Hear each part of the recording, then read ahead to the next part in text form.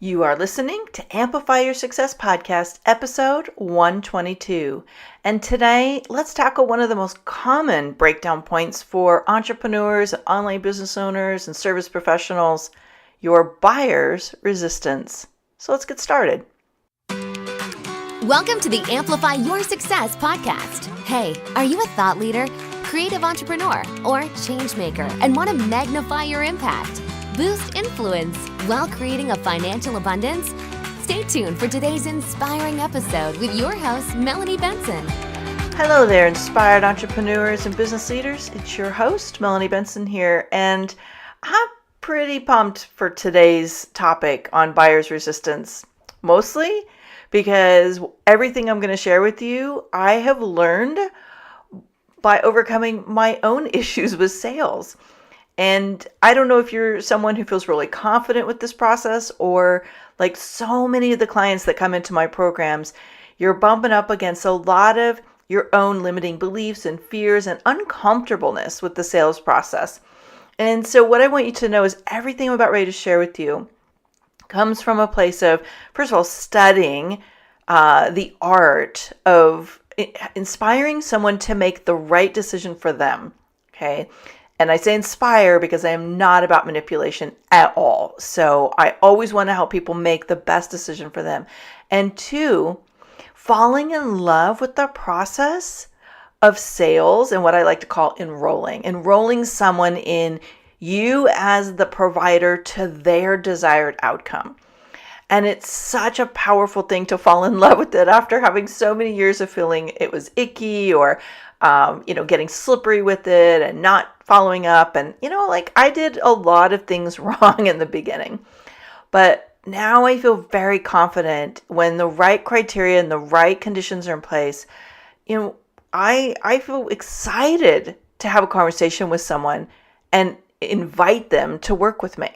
And by the way, not everybody gets the invitation. And so that's what we're going to talk about today. What's really at the core of a buyer's resistance and some simple things you can do to shift that before they ever get on the phone or sales appointment with you. So you ready? Now, let me lay a little bit of foundation first. And that is, there is some mindset and some deep clarity you need to master this step. And I want to give you a resource absolutely free to help you with the first step. It's called the Own Your Bold training. It's based on my wildly popular program, Own Your Bold. And it's 5 steps that will help you get yourself in the right mindset to achieve your biggest goals. And so it's a very powerful process to help you get clear on where does your attention, where does your focus need to be, and how you can catapult your results quickly. And when you take that process free first, you're going to find that this step of what we're going to talk about today on buyer's resistance happens so much easier for you. So how do you get it? ownyourboldchallenge.com. And once you sign up for it, you'll be guided through the 5 steps over 5 days via email. And if you really want to play full out, you can share each step along the way in our Facebook group, and I'll give you some love and help you customize those steps along the way. But you can get it right now while it's free at ownyourboldchallenge.com. Now, let's talk about buyer's resistance. So I think everyone's had that situation where they met with someone, maybe in person, maybe on the phone, to discuss them buying, right? So whether they're a cold lead that you have no idea where they came from and somehow they ended up on your calendar, or you've been nurturing this relationship for a while, let's face it, we all get a little bit excited. There's that potential that you're going to help someone, you're going to make an impact, they're going to buy from you, right? Like the revenue is going to come in the door. So you spend some time with them, really assessing the situation, digging deep, figuring out what their needs really are. And if you are hearing the right things and you believe you can help them, then I know you're probably getting excited and you ask for the sale. When you get that dreaded, I need to think about it, what happens? Like, do you get a little crushed? Do you drop into sales mode and try to move them through that resistance? What is that? What happens right there at that moment when I need to think about it, or I don't think this is right for me, or whatever the answer is? And if it's not a yes, what you do can have a significant impact over whether or not they buy from you down the road. So what's happened is you've hit the buyer resistance. And this is something that's very common. And there's some things, especially if you're not masterful in the art of selling, that you could be doing before they even get on the phone with you to shift their perception, to eliminate a lot of that resistance and help move them into a yes, if it is aligned. And what I think is really important to understand is a lot of the things that happen at this point are absolutely things you cannot control. I believe that about 70 to 80% of what happens in a sales conversation is what's going on in the mind of the buyer. And about 20 to 30% is in your ability to convey clear value. And so when resistance comes up, what we have to look at is what's on me? What can I do better to help them have the level of clarity they need to get to a yes? And then what can I do to help them overcome their own limitations and fears to get to an empowered decision? Notice I'm saying decision because ultimately what we're doing is we're helping people make the right decision for them. And sometimes that is a no. But far too often people say no because their fears and their own limiting beliefs are making the decision. So what I want to do is really help you shift your power around this today and leave these situations feeling like you've done everything you can. And this is a whole system I teach in the Own Your Bold inner circle. So if you're hearing things today that are really resonating with you and you're like, I really want to go deeper with this, I'll tell you how you can go a little bit deeper with that. You can start with Own Your Bold Challenge, but there's definitely some systems that help that can be customized and really help you become the most powerful, I like to call enroller. Like, I'm not a big salesperson, so I like to enroll people in their own dream. Now, one level of resistance basically is the other person, the person buying, hasn't experienced or gotten clear on the value that A, overcomes their fears enough to get to yes, and B, it just makes it a logical next step. And so that's on you. And this has to do with you getting good at articulating what it is they do and matching it to what their needs are. Basically, like, what's the thing they really want and how do you help them match what you do to what they believe they need. And so a big common meltdown place for a lot of coaches and consultants and service professionals are you're so in love with your own process that you spend a lot of time talking about the features of what you do, which is basically here's what I deliver, versus connecting the dots between the value of the outcome and how that delivers what they believe they need. So that's a huge piece of this process, is getting good at the communication. And really, it's about talking less and listening more and connecting the dots. Because if you get into the mind of the buyer, what's really happening is they're probably talking to a few people. They've been struggling with this a while. They're dropping into this conversation with their own spinning head and all the mind chatter that they have all the time. And so we have to do a good job of helping them connect the dots quickly. And so why don't I do this? Let me talk about the 3 core reasons somebody will tell you they're not going to buy. And then I'm going to go through a set of steps that I'm going to be teaching in the Own Your Bold Inner Circle. But I want to hit the high notes for you today, because even fixing just one of these things could probably have a huge impact on your ability to make more sales right away. So, and also I want to just say that I'm gearing this today towards the individual sales process, meaning you're talking to an end user, not a corporation or a business buying process. Those buying life cycles are very, very different. I come out of the corporate marketplace. I've worked with a lot of my clients on how to increase their sales through, to corporate markets or businesses.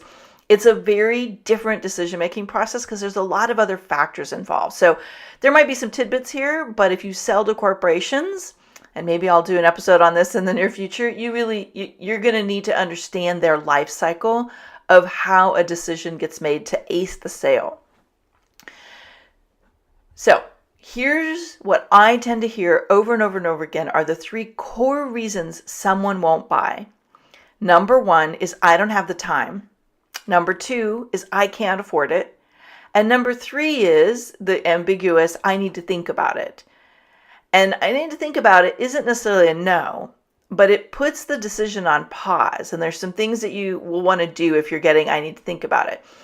In my opinion, what I think has happened when you get an I need to think about is either that person has someone else they need to check in with to make decisions about money, or you have not strongly connected the value and into what they believe they need. So there's a value proposition that's not been, the loop's not been closed there.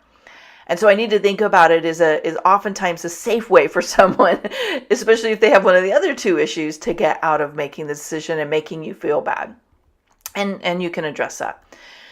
Now, I'm just going to go through this list, and I'm going to take 1 or 2 of them and go a little bit deeper because we won't have time to get through all of them today, but they're so important. And in the show notes, if I've done some other episodes on this, I'll connect them so you can do a little reconnaissance today. Now, of course, if you're in the Own Your Bold Inner Circle, you're going to get all of this in great detail in a couple of months. And all of these questions will be in the action guide that you get for each month's training. So don't worry, you don't have to take a lot of notes.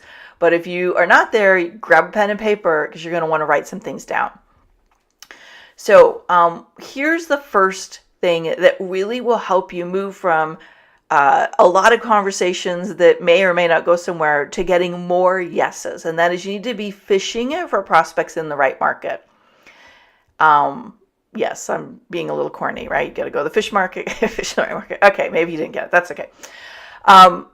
Here's why this is so important. If you are attracting people who do not have the problem or are not ready to solve the problem or are not a really great fit for you, they're not really aligned. There's a lot of different conditions, but if you're fishing for prospects in the wrong market, you're going to be visible to a lot of people who will love your energy and want to take up some of your time, but they're never going to buy from you. And that leads to frustration. I saw this happening a lot with a client of mine who's back in the Own Your Bold program. And she was meeting with all these people that she was meeting at networking events.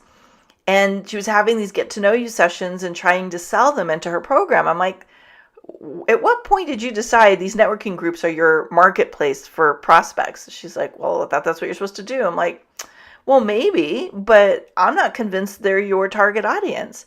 And if they're not your target audience and you haven't established the need before you get on the phone with them, you're just wasting their time and yours. So you need to be fishing in the right market and following these other steps to make sure that you really are in the right conditions for a yes.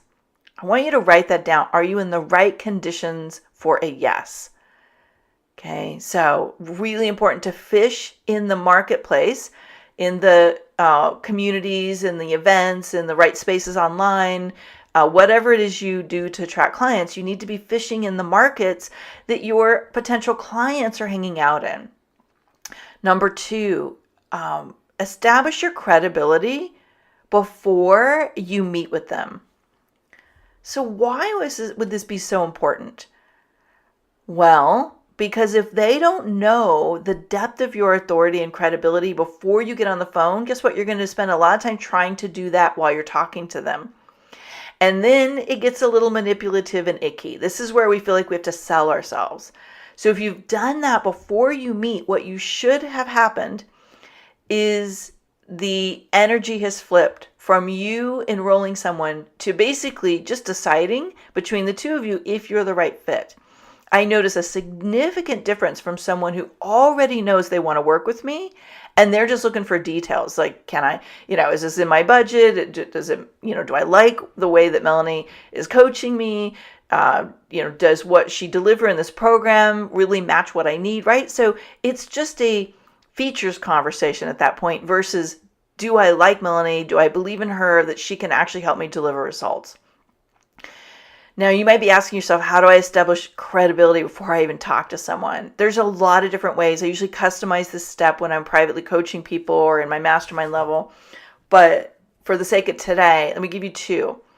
One is, webinars. If you're attracting people through webinars where you've done some teaching and you're doing some positioning of your authority and credibility there and you're showcasing some client wins, you've already established credibility. So now it's just, okay, well, I want to work with you. Is this a good fit?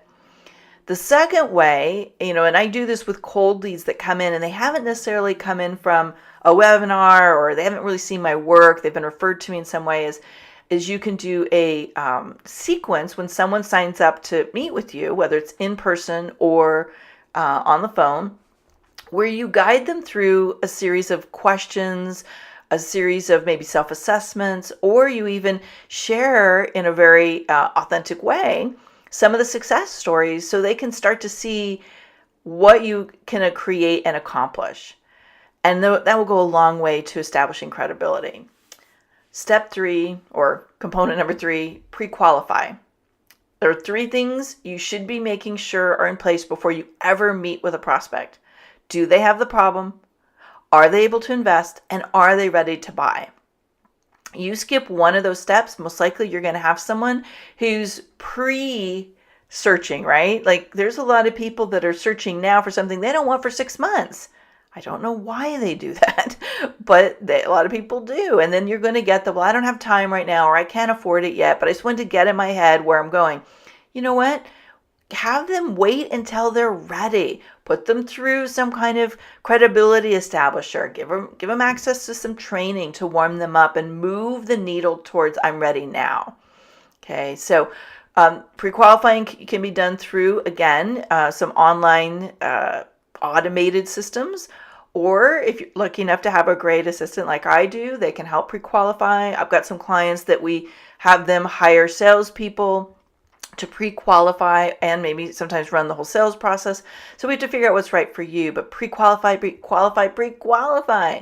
So you've got people on that sales call that are ready to get into a solution. Number 4, this is critical. And I can't go through this whole thing because this is a whole system in itself, but you must make sure you are matching what they believe they need to your solution if it is a good match. This can be that moment where you're like, yeah, so from what I'm hearing, what you really need is this, and I deliver that. And so let me make some recommendations for you. Be in integrity. Don't try to move someone to a yes that you're like, I'm not feeling it. This is not somebody I'm going to enjoy working with, or my product's not a good match for this. But if it is, the key to them getting to yes is to make sure what they believe they need is matched to your solution. And you can do that by reflecting back, and there's a certain language that really can help there. If you don't do that step, then they're still swimming in uncertainty when you make the request to work together or you give them the opportunity to invest. Number 5. This is going to make you a little squiggly, potentially, but you got to address resistance head on. So this is where you need to tap into your bold self and really dig deep into your conviction for what you do. When resistance comes up and all the conditions are a big yes, and you're knowing that you can help this person, but they're in their resistance, you must re-engage them here. And yes, it's going to be uncomfortable when you do this at first, but you will build up a muscle around it. When we don't do this, we let that person sink back into their limitations, which will now define their success. Because let me tell you, most people in their resistance have built a habit of resisting. They've built a habit of letting fear make the decision. They've built a habit of letting their limiting beliefs define what they can have in life.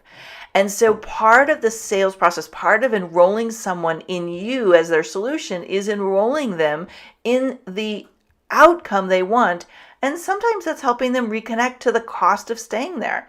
Sometimes that's helping them see again that they are holding on to their own resistance and asking them if they're ready to shift it.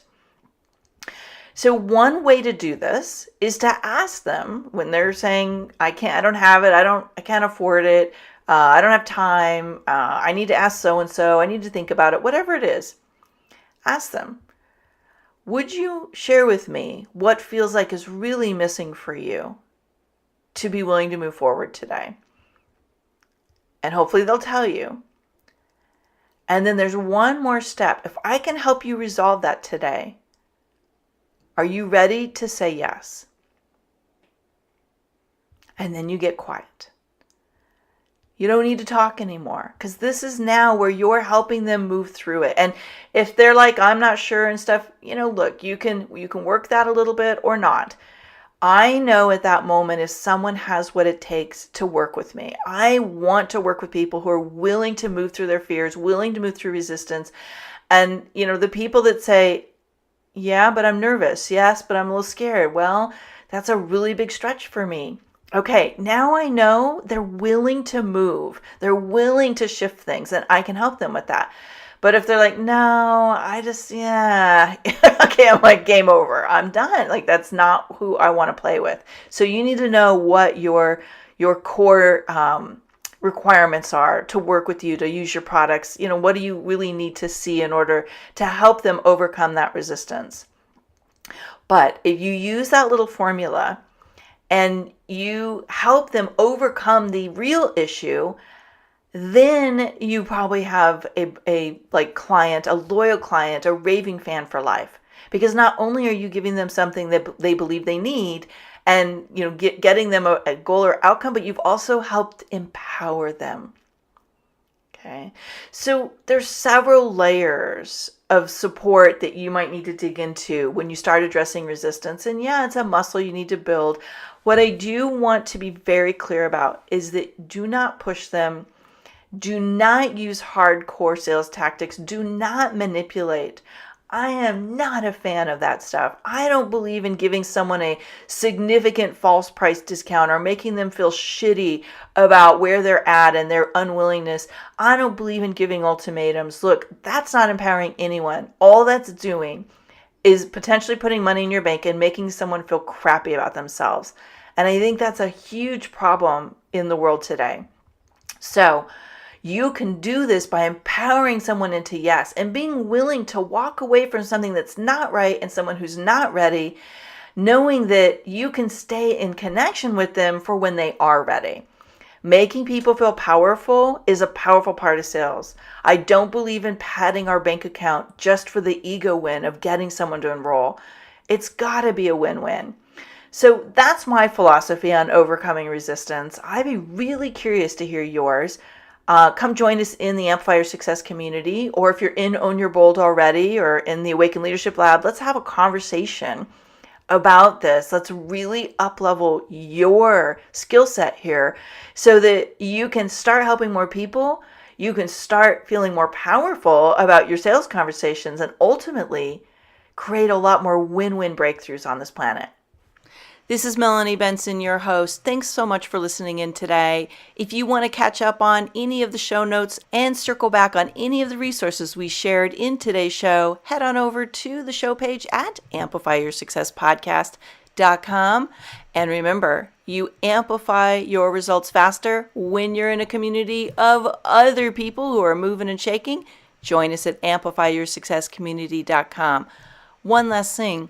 When you've gained insight from today's episode, help us share that and inspire other people by heading over to iTunes, subscribing, and give it a review. iTunes absolutely loves seeing these reviews pop up, and it actually helps boost my show's visibility. So I would be super grateful for your reviews.